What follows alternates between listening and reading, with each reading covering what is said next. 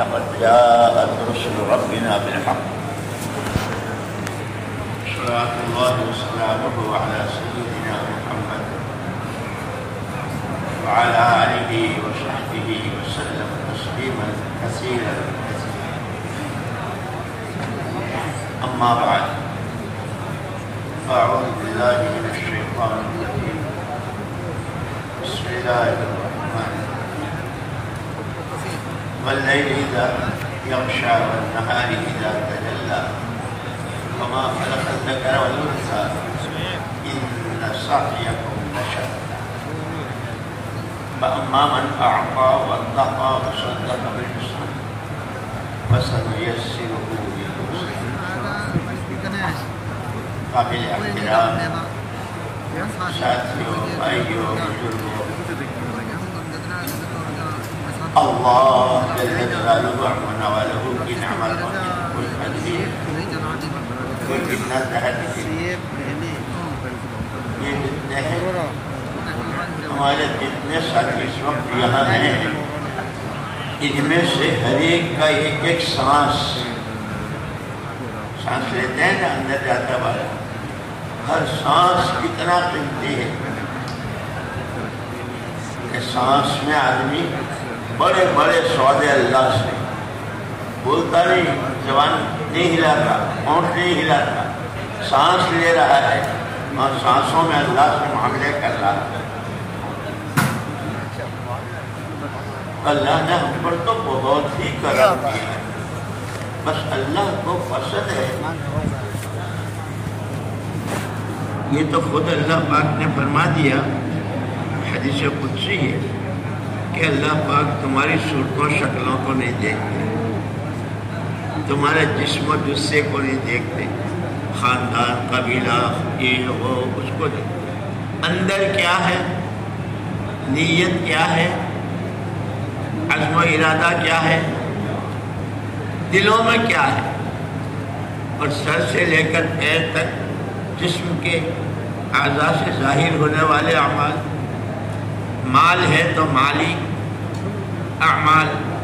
جان کے اعمال مال کے اعمال اندر کی نیتیں الگ اسی لیے جو ہمارے لیے نمونہ ہے سب سے پہلا پکا ٹھکا نمونہ حضور پاک صلی اللہ علیہ وسلم کی ذات بابرکت ہے پھر آپ نے ایسا نمونہ تیار کیا صحابہ کی شکل میں آپ کو یہ حکم دیا گیا کہ آپ کو اپنی ذات سے کرنا ہے اور اپنی حیات بابرکت ہی میں ایک ایسا مجموعہ تیار کر کے جانا ہے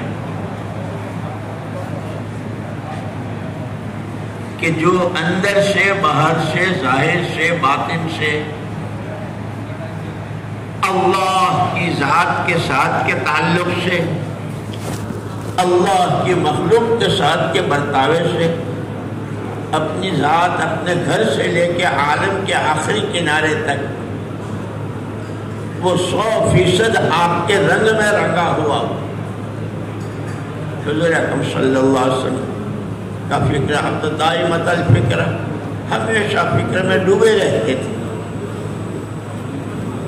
متواصل الاحزان غموں میں ڈوبے ہوئے مسلسل لیکن یہ غموں و ہموم جو دنیا کو ہے میری روٹی میرا کاروبار میرا یہ اللہ کے ہر بندے کی ہر بندی کے پاس جو اللہ کی دی ہوئی جان اور مال اور صلاحیت ہے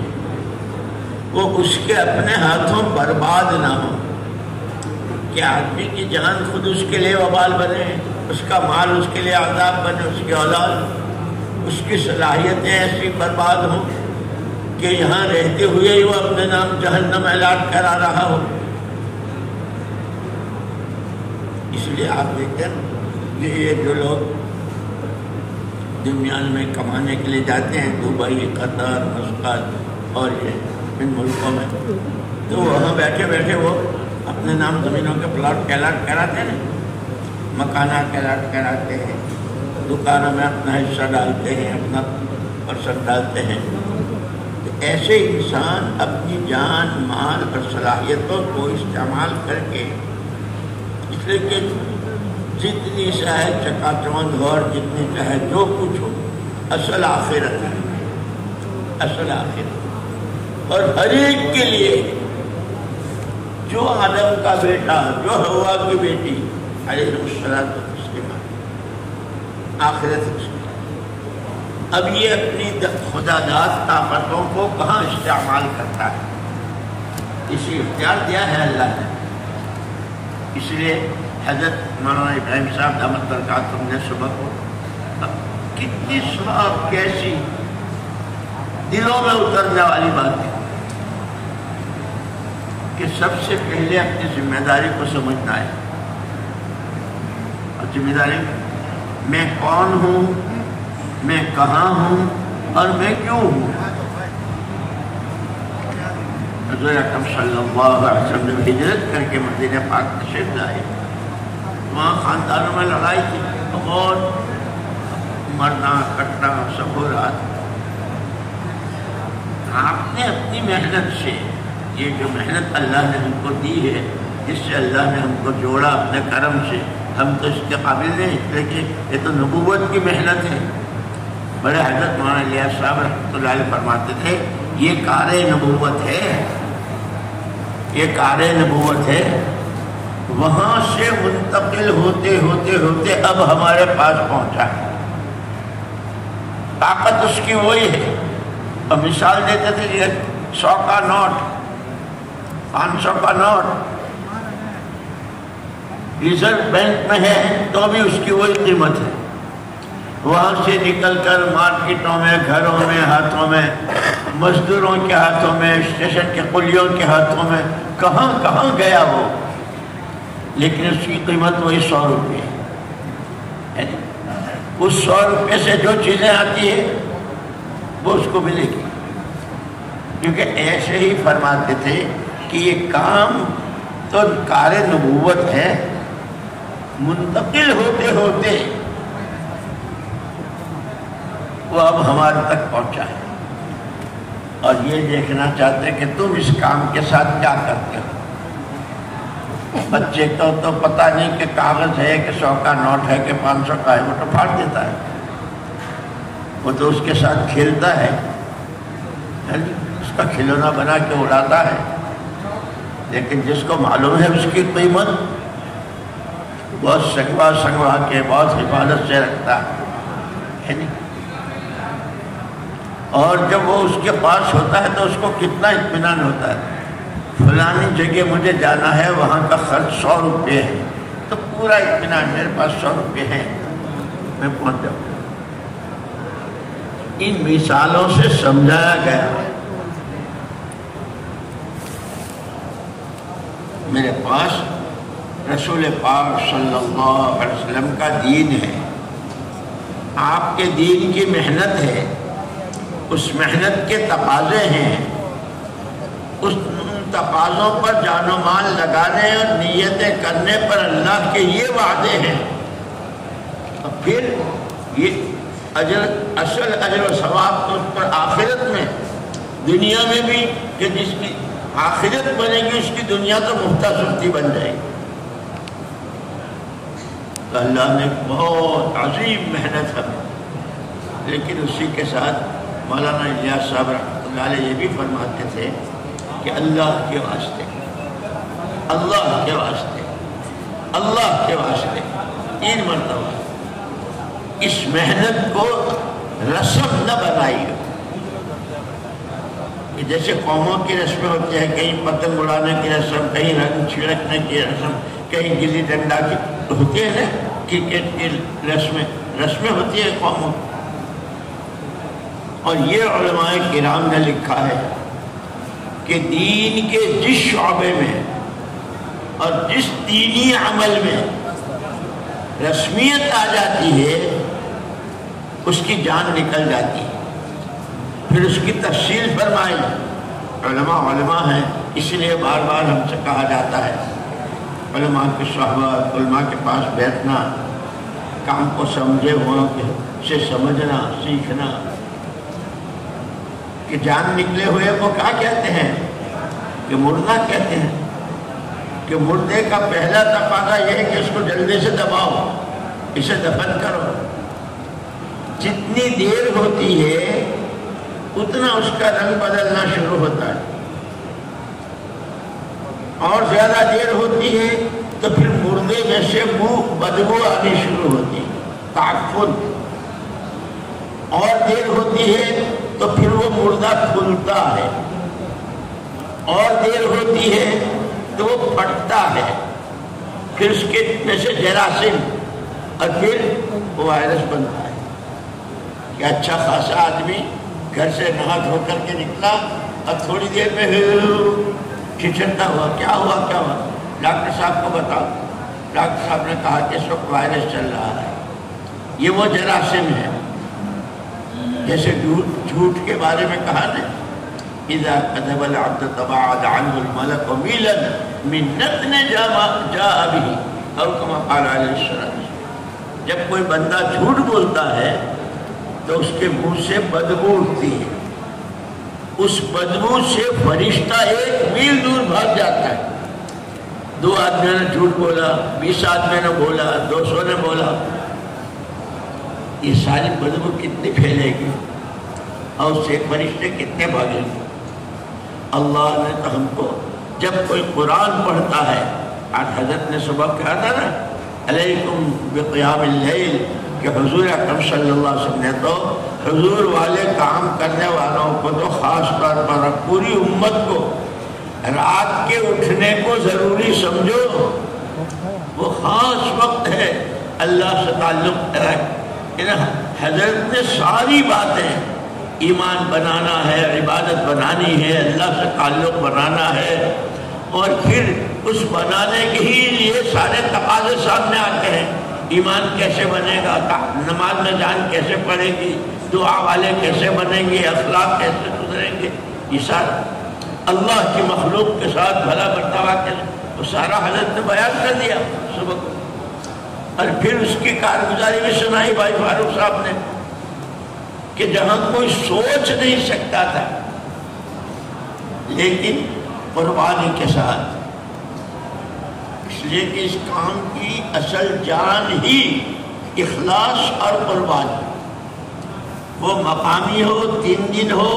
مقامی 2 گشتیں ہوں روزانہ کی تعلیم اور روزانہ اور ماہانہ اور ہفتے والی جیسے بھائی فاروق صاحب نے کہا تھا وہ سارے میں اخلاص اور قربانی اخلاص اور قربانی اسی کے نتیجے میں دنیا کے ان کونوں میں ان سمتوں میں کہ اب دنیا میں شاید کوئی جزیرہ اور کوئی ملک باقی نہیں رہا جہاں اس کی آواز نہ پہنچے وہ کہاں سے پہنچے لوگوں کی قربانیاں ساتھیوں کی قربانیاں اور یہ جو ہم اس وقت بیٹھے ہوئے ہیں ہمارے بڑوں کی قربانیوں کو سوچو اور یاد کرو کیسی کیسی قربانیاں حاجی عبدالوہاب صاحب رحمۃ اللہ علیہ کے زمانے میں یہی گودرے میں اجتماع ہوا تھا حضرت جی رحمۃ اللہ علیہ اور کیسے تقاضے اور کیا اور یہاں سے کیسی جماعتیں اور کہاں کہاں جیسے بھی بھائی فاروق نے سنا حضرت مولانا ابراہیم صاحب دامت برکاتہ سال لگایا امریکہ میں پھر اس کے اثرات اور ابھی بھی وہ اپنی لگائی ہوئی کھیتی دیکھ کر آئے ایک آدمی بیج ڈالتا ہے پھر اس کو پانی دیتا ہے کھاد دیتا ہے اس کی رکھوالی کرتا ہے یہ سارے کھیرے لیکن پھر زمین کو اللہ پھاڑتے ہیں کوپل اللہ نکالتے ہیں اس پر پتے اس پر شاخیں ڈالیں اس پر پھول اس پر پھل اور پھر وہ اس باغ کے پھل دنیا میں جاتے ہیں جس کو ایکسپورٹ کہتے ہیں اللہ نے وہ محنت ہم کو دی یہی ہم اسی لیے فرماتے تھے ہمارے مولانا عبید اللہ صاحب رحمۃ اللہ علیہ فرمایا کرتے تھے کہ صحابہ کرام رضوان اللہ تعالی کی ان کی اپنی خود کی ترقی اور ان کے ہاتھوں دنیا کی 4 سمتوں میں اللہ کا اور اس کے رسول پاک صلی اللہ علیہ وسلم کا پیغام پہنچنا اور کام ہونا یہ ان کی اپنی سچی طلب پر تھا، اس لیے کہ اللہ پاک فرماتے تھے وہ تمہاری صورتوں شکلوں کو نہیں دیکھتا، کس خاندان کے ہو اور کس برادر کے ہو اور کیا ہو، تمہارے اندر میں کیا ہے، طلب کتنی ہے۔ اور عجیب مثال دیتے تھے کہ جیسے بھینس ہے، گائے ہے، اونٹنی ہے، اس کا دودھ دوہنا ہے تو اس کے تھن میں تو دودھ بھرا ہوا ہے، بھینس والا گائے والا برتن لے کر جاتا ہے، شروع میں وہ راضی نہیں ہوتی، کود جاتی ہے، لات مارتی ہے، لیکن یہ اس کی خوشامد کرتا ہے، اس پر ہاتھ پھیرتا ہے، تیل سے اس کے تھن کو، یعنی آخر میں اس کے بچے کو اس کے سامنے کر دیتا ہے، گھاس ہجے ہجائے، دیکھیے تیرا بچہ ہے، یہ بھوکا ہے، یہ ہری گھاس ہے، یہ تیری خوراک ہے۔ وہی بھینس جو کود گئی تھی اور گائے جو دودھ دینے کو تیار نہیں تھی، وہ ٹانگیں چوڑی کر لیتی ہے، اور یہ آدمی اس کے تھن میں سے دودھ کوئی بہت زیادہ رسے نہیں ماننے پڑتے، یوں انگلی کے پوروے سے پورا برتن بھر لیتا ہے۔ یوں کہ جب آج بھینس کو اور گائے کو بھی جب یہ احساس ہو جاتا ہے کہ اس کو طلب اس کی ہے جو میرے پاس ہے، تو پہلے تو اس لیے حضرت نے صبح کہا تھا نا، حالات حالات حالات حالات تو آتا ہے، لیکن یہ گھبرانے کی چیز نہیں ہے۔ اسی کے بعد پھر اللہ پاک کہ پہلے کود گئی، لات ماری، سینگ ہلاتی ہے، تیار نہیں ہے، لیکن پھر جب دیکھا اس نے کہ یہ تو میرا تھن بھی پسواتا ہے، تیل بھی لگاتا ہے، ہری گھاس بھی دیتا ہے، بچے کو بھی سامنے کرتا ہے، لے پھر چوڑے، وہی پیر چوڑے کر دیتی ہے، اور پھر انگلیوں کے پوروں سے پورا دودھ آ جاتا ہے۔ ہمارے مولانا عبد اللہ صاحب رحمۃ اللہ علیہ فرماتے تھے، صحابہ کرام رضوان اللہ تعالی اجمعین کے ہاتھوں ساری دنیا میں اللہ کے کلمے کا پہنچنا، دین کا پہنچنا، اور دین کے لیے جان و مال کی قربانیاں دینے والے مفسرین، محدثین، فقہاء، علماء کرام اور عوام کیسی اللہ اکبر کہ وہ سب ان کی اپنی طلب پر یا تو ایمان سے پہلے جیسے جاہل تھے اور جیسے شرک میں ڈوبے ہوئے تھے کہ کسی کے پاس ان کی زندگی لکھنے کے الفاظ نہیں تھے، اتنی گندی زندگی، لیکن حضور پاک صلی اللہ علیہ وسلم تشریف لائے، اور جیسے حضرت نے فرمایا تھا صبح کو کہ حضور دو چیزیں اپنے ساتھ لائے، ایمان کی دعوت اور علم، ان دونوں کی بنیاد پر چلایا اور حرکت دی امت کو، اس لیے کہ آدمی جس بنیاد پر حرکت کرتا ہے وہ چیز عام ہوتی ہے۔ ایک آدمی نے خوشبو لگائی ہے بہت شاندار اور بیٹھا ہے، ہر ایک کہتا ہے یار بڑی اچھی خوشبو ہے، اب یہ آدمی اپنی جگہ سے اٹھ کے چلتا ہے تو اس کی خوشبو اس کے ساتھ ساتھ جاتی ہے، مسجد میں جاوے، گھر میں جاوے، مارکیٹ میں جاوے، گاؤں میں جاوے، جہاں خوشبو اس کے ساتھ جائے۔ اللہ نہ کرے کسی کے کپڑے میں نجاست لگی ہے، یار کہاں سے آ رہی ہے، ہر ایک کہتے ہیں کہاں سے آ رہی ہے۔ ایک آدمی اٹھا اور وہ چلنا شروع ہوا، اوہو اس کے کپڑے میں لگے، وہ جہاں جاتا ہے وہاں اس کی وہ بدبو پھیلتی ہے۔ تو پہلے شرک اور جہالت پر حرکت تھی انسانوں کی، محمد رسول اللہ صلی اللہ علیہ وسلم نے امت کو حرکت میں ڈالا، اب بنیادیں دو، ایمان اور علم، پھر کہاں بخارا اور کہاں حضور کی مسجد، اور اس زمانے کا سفر کہ بخارا کو ایک زمانے میں نام دیا گیا تھا مدینۃ الصغرا، چھوٹا مدینہ، کہ جو زندگی مدینہ منورہ میں تھی، جو علم تھا، جو ذکر تھا، جو اخلاق تھے، جو ایمان تھا، جو ایمان کی محنت تھی، اس کے لیے جو ہجرت تھی، جو نصرت تھی، اور وہ وہاں سے چل کر ایسی پہنچی کہ آج تک امام بخاری رحمۃ اللہ علیہ کی قبر مبارک سے ان کی مٹی میں آج بھی وہ خوشبو ہے. کئی سال ہو گئے. کراچی کے ایک مولوی صاحب وہ گئے تھے وہاں کے سیمینار میں, وہ وہاں سے مٹی لائے گئے اور پھر حضرت جی رحمۃ اللہ علیہ کے پاس آئے تھے کہ حضرت جی اس قبر کی مٹی آج تک اس میں وہ خوشبو. اس لیے ہمارے لیا صاحب رحمۃ اللہ علیہ فرماتے تھے اللہ کے واسطے اس کو رسم نہ بنائیے, یہ کار نبوت ہے. اور آج بھی اس میں غلط یقینوں کے صحیح یقین سے بدلنے کی, گناہوں سے طاعت اور عبادت پر آنے کی, جہالت کے علم نبوت سے بدلنے کی, غفلتوں کے پردے چاک ہو کر اللہ کے عظمت و اس کا دھیان آنے کی, اخلاقی گراوٹ سے بلندیوں تک پہنچنے کی, اور ہر طرح کی گندی اغراض سے پاک ہو کر ایک اکیلے اللہ کی رضا کی آج بھی وہی تاثیر ہے جو حضور کے زمانے میں تھی. اور مولانا لیا صاحب رحمۃ اللہ علیہ نے اس کی مثال دی کہ لیمو 1500 سال ہو گئے حضور اکرم صلی اللہ علیہ وسلم, آپ کے زمانے میں بھی لیمو پانی کو کھٹا کرتا تھا. اس کے بعد سے لے کے اب تک یہ 15-16 صدی کتنے زلزلے, کتنے طوفان, کتنی جنگیں, کتنا کیا کچھ دنیا میں ہوا. لیمو کی تاثیر بدلی وہی. اور یہ ضروری نہیں کہ کوئی بہت بڑے بزرگ نچوڑیں گے تو ہی پانی ٹھنڈا ہوگا. اسٹیشن کا پولی,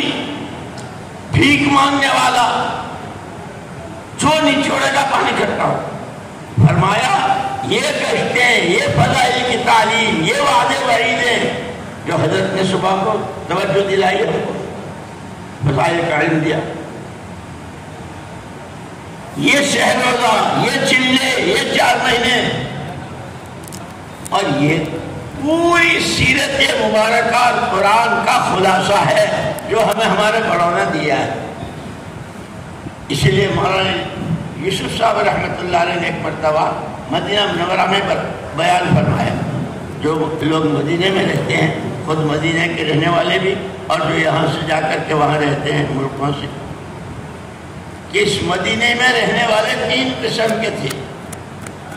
پوری جان پورا مال, آدھی جان آدھا مال, اور کم سے کم سال کے 4 مہینے تو باہر کی نقل و حرکت. اور جو مدینے میں آتے تھے, افراد آئے, قبیلے آئے, شہزادے آئے, ان کی صلاحیتوں کو سمجھنا اور اس کو ٹھکانے پر لگا کر انہیں داعی بنا کر بھیجنا, یہ مدینے والوں کا کام ہے. اللہ نے ہمارے سامنے یہ ساری چیزیں ہمارے بزرگوں کے راستے سے, اس میں سب سے بڑی چیز طلب صالح. بعض مرتبہ ایسا ہوتا ہے دسترخوان لگا ہوا ہے, بہت قسم کے کھانے ہیں, لیکن ہاتھ نہیں بڑھتا, بھائی کھاؤ نا, بھائی کھاؤ نا, کھاؤ, بھائی جی نہیں چاہتا. جب اندر میں طلب نہیں ہوتی کھانے کی تو چاہے جتنی قسموں کے کھانے ہوں ہاتھ نہیں بڑھتا. جب اندر طلب ہوتی ہے تو پھر رات کا ہے کہ صبح کا ہے, کھچڑی ٹھنڈی ہے کہ گرم ہے, پھر باسی ہے کہ تازہ ہے, اس کو نہیں دیکھتا. کیونکہ ایسے ہی جب آدمی کے اندر دین کی طلب پیدا ہو جاتی ہے, اس لیے بتلایا حضرت نے 3 ذمہ داریاں. سب سے پہلے اپنی ذات سے دیندار ہونا, جس کے کرنے کو اللہ نے کہا ہے اس کو کرنا, جس سے بچنے کو کہا ہے وہ کھانا کمانا ہو, پہننا اوڑھنا ہو, شادی بیاہ ہو, ساری تفصیلات بتلا دی, اس سے بچنا. اور یوں کہ یہ سب سے پہلے ایمان کا تقاضا ہے. اس لیے حضور نے فرمایا المؤمن لا یکذب, مومن کبھی کہ ایمان اور جھوٹ یہ ایک جگہ جمانے ہوتے ہیں. المؤمن لا يخدع ولا يخدع، ایمان اور دھوکہ یہ ایک جگہ جمع نہیں ہوتا، ایسا پورا ماحول بنایا تھا۔ اسی لیے ہم کو بتایا کہ ہماری ذمہ داریاں سب سے پہلے ہر آدمی کی اپنی ذات کی، پھر اس کے ماحول کی، اور چونکہ عقیدہ ہے محمد الرسول اللہ صلی اللہ علیہ وسلم کے بعد دنیا میں کوئی نبی نہیں ہے، جو دعویٰ کرے وہ کذاب و دجال و جھوٹا ہے۔ عرفات کے میدان سے یہ ذمہ داری دی تھی کہ جو کچھ تم نے مجھ سے فلیبلغ الشاہد، جو کچھ تم نے سنا ہے وہ سارا دوسروں تک پہنچے۔ وہیں سے عرفات ہی سے نقد جماعتیں ایسی نکلی ہے، فارس میں، روم میں، افریقہ میں، جنگلوں میں، کہاں کہاں، اور پھر اللہ کا پیغام، اور ایسا پہنچایا کہ اس عرفات کے میدان میں جو 2.25 لاکھ 2.25 لاکھ مختلف روایتیں ہیں جو صحابہ تھے، اکثر جو گئے وہ سب ملکوں میں جا کے دفن ہوئے، واپسی نہیں ہوئی۔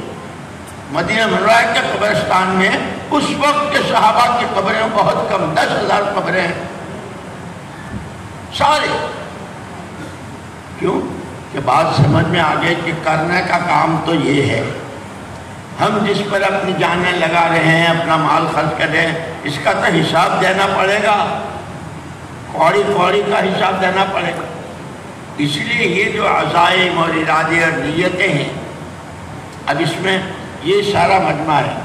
اس سے پہلے جس جوڑ میں ہم بیٹھے تھے اور جمع ہوئے تھے، اور اس وقت میں عزائم کو کہا گیا تھا، سب نے پرچے بنا کے دیے تھے، حلقے وار پرچے بنتے ہیں نا، پرچے بنا کے دیے تھے۔ اب یہ دیکھو کہ وہ تقاضے کتنے پورے ہوئے ہیں، اور دنیا میں بھی دیکھتے ہو، کسی کی دکان سے آپ مال لیتے ہو، ایک دفعے 2 دفعے 3 دفعے اس نے ادھار دیا، چوتھی دفعے میں جب مانگتے ہیں کہ بھائی صاحب دکان آپ ہی کی ہے، لیکن وہ جو پچھلا باقی ہے پہلے وہ ادا کر دیجئے، پھر نیا لے جائیے۔ اسی لیے یہ عزائم والوں کو، جس کا سال کا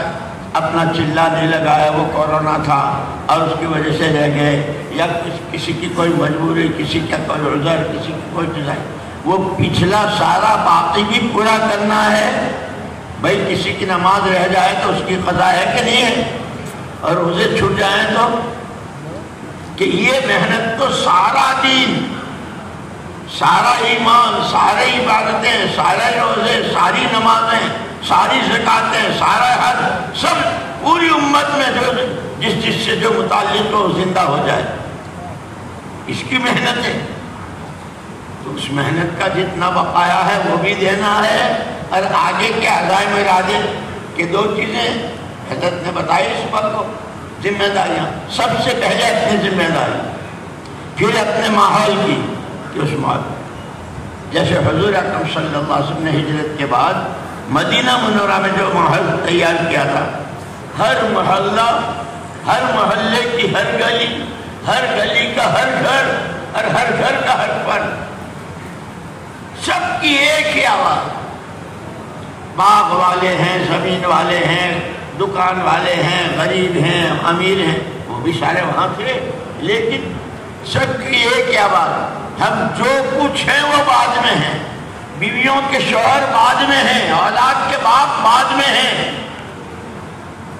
اولاد کہتی ہے کہ ہمارے ماں باپ بعد میں ہیں،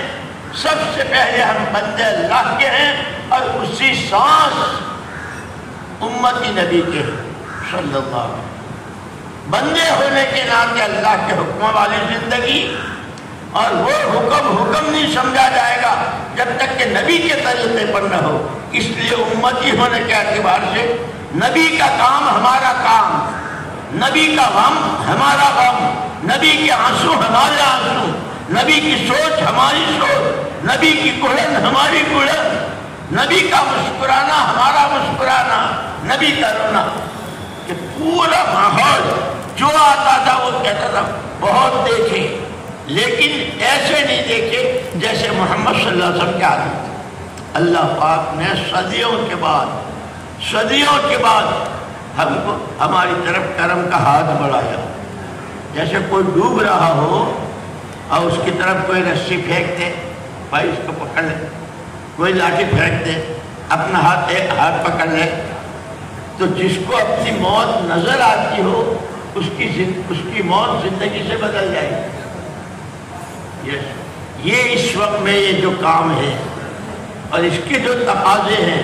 مقامی بیرون کے ملکوں کے، ابھی جو بھائی فاروق صاحب نے جو کارگزاری سنائی کہ پہلے کیا حال تھے، سن 80 میں جب امریکہ کا اجتماع ہوا، اب اس سے پہلے حضرت مولانا نے جب وہاں سال لگایا، اور اس سے پہلے کہ کیا حال ہے کوئی سوچ نہیں سکتا تھا، لیکن ابھی انہوں نے بتایا 4 مہینے والے کتنے اور چلے والے کتنے، اور علماء کیسے، اور دارالعلوم کیسے، اور مدرسے کیسے، اور کیا۔ ابھی لندن میں ایک سینما گھر تھا لندن، بہت بڑا 9 منزلہ، اس کو ساتھیوں نے لیا، وہ اتنا بڑا ہے کہ اس میں 40,000 آدمی ایک ساتھ نماز پڑھ سکتے ہیں۔ الحمدللہ امت کی جان، امت کا مال، امت کی صلاحیتیں ٹھکانے لگ رہی ہے۔ ہمیں ہمارے گھر بیٹھے اللہ نے یہ محنت دی ہے، لیکن اللہ کی کسی سے رشتہ داری نہیں ہے۔ اس کے ہاں جو سچی بندگی کے ساتھ، سچی طلب کے ساتھ، اپنے نبی کی اطاعت کے ساتھ جو آئے گا، پھر وہ کالا دیکھتا ہے نہ گورا دیکھتا ہے۔ اسی لیے دوستو یہ پچھلے عزائم بھی پورے کرنے ہیں جو رہ گئے ہیں، اور نئے عزائم بھی۔ اور میں تو یوں کہتا ہوں کہ اب تو بہت دیر ہو گئی اور بہت دن ہو گئے، 4 مہینے کہتے ہوئے۔ اب تو اس مجمع میں کچھ اللہ کے بندے وہ ہوں جو زندگیوں کے فیصلے کر لیں۔ بہت کھا لیا، بہت پی لیا، بہت عیش کر لیا، بہت سو لیے، اب تو راتیں ہیں تو، اور دن ہے تو، اور زندگی ہے تو، کیا ہمارا کام، جیسے مولانا یوسف صاحب رحمۃ اللہ علیہ فرمایا کرتے تھے، اس کام کو اپنا کام بناؤ۔ ہمارا اصلی کام یہ ہے،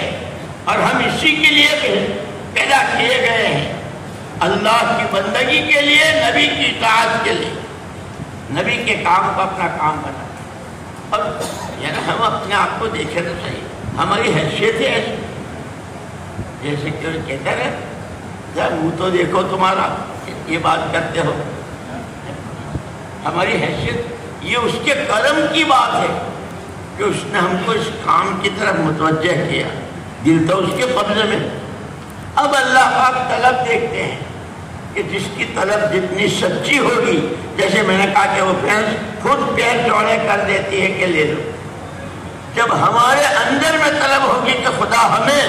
اور ہماری نسلوں کو، قیامت تک کی نسلوں کو، پوری امت کو، اور امت کے ذریعے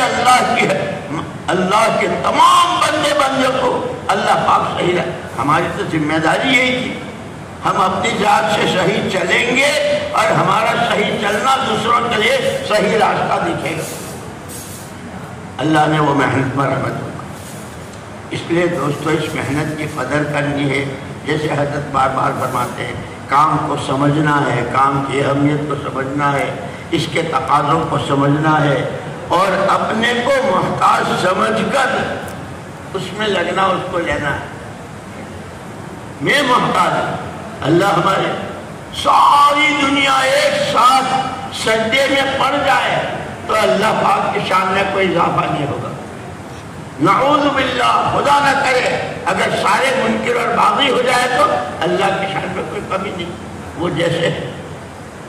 تو ایسے ہی کام اور کام کی عظمت اور کام کے تقاضے، اور اس کے لیے اپنے آپ کو کھپانا، ہم محتاج ہیں، کام ہمارا محتاج نہیں۔ صحابہ نے یہ سبق حضور سے پڑھا تھا، اور اس کے بعد پھر کام کے تقاضوں پر، کیسی سردی، کیسی گرمی، کیسی بھوک، کیسے خنجر، کیسے حالات، چاروں طرف سے کیڑوں کی بارش، گرمی، سردی، دھوپ، سب کچھ. لیکن ہم کو تو پیدا ہی اللہ نے اس لیے کیا، ہم کو تو پیدا اس لیے، ہم کو تو ہمارے آقا نے یہی سمجھایا.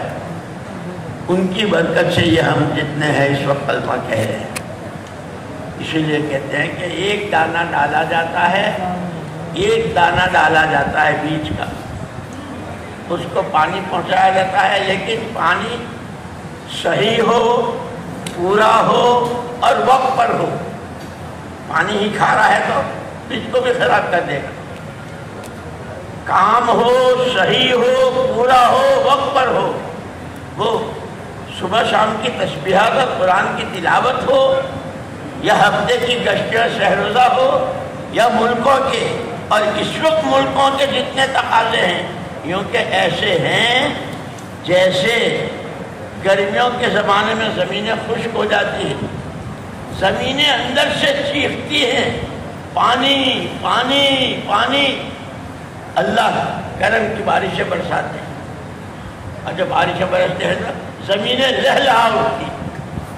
اللہ کی مخلوق، حضور پاک صلی اللہ علیہ وسلم کی امت، اللہ کے عام بندے بندیاں، دنیا کی 4 سمتیں. ہے کوئی جو ہم کو اللہ کا تعارف کرائے؟ ہے کوئی ہم کو آخرت سمجھائے؟ ہے کوئی ہم کو اعمال کا نفع نقصان بتاوے؟ پیسوں کا، چیزوں کا، اس کا اس کا تو نفع جانتے ہیں. زبانوں کے بولوں سے، آنکھوں کے دیکھنے ہے کوئی؟ جیسے زمینیں چیختی ہیں پانی کو، ایسے عالم چیخ رہا ہے. ہمیں اللہ نے یہ نعمت دی ہے. اگر ہم اپنی ضرورت سمجھ کر، اپنے کو محتاج سمجھ کر، اپنی ذمہ داری سمجھ کر بندہ اللہ کا ہوں، امت نبی کا ہوں، اسی کے لیے اللہ نے مجھے دنیا میں بھیجا ہے،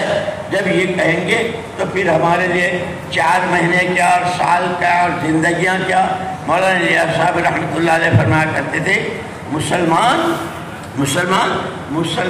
کی تو جان مال ہے ہی دین کے لیے. وہ تو کاروبار بھی کرے گا تو اس کا تو کاروبار بھی دین بن جائے گا جب وہ شریعت کے مطابق کرے گا. اس کی تو دکان بھی دین ہے. اس کی دکان سے لوگوں کو، جیسے انڈونیشیا میں پہلے ہوا، اور جیسے حضرت عمر رضی اللہ عنہ کے زمانے میں ایک بستی تھی یہودیوں کی، حضرت عمر رضی اللہ تعالیٰ عنہ نے وہاں سے کہ بھائی بستی خالی کر دو. صحابہ تھے وہاں کہ ان کی بستی تھے خالی. تو وہاں کے یہودیوں نے یوں کہا کہ کیوں؟ آپ کے جانے سے جو سکون، ارے آپ کے رہنے سے جو ہم کو سیکھنے کو اور دیکھنے کو ملتا ہے کہ ہم تو بہت سکون سے آپ کے رہنے سے. امت کو تو 4000 مسجدیں بنوائی تھی، اور پھر علم کیسا عام ہوا. حضرت سعد بن ابی وقاص رضی اللہ تعالیٰ عنہ کوفے میں تھے، اور انہوں نے حضرت عمر کو لکھا کہ حضرت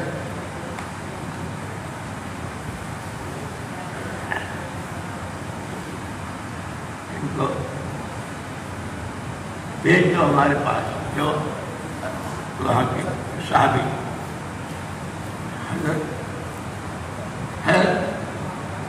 حضرت عبداللہ بن مسعود کو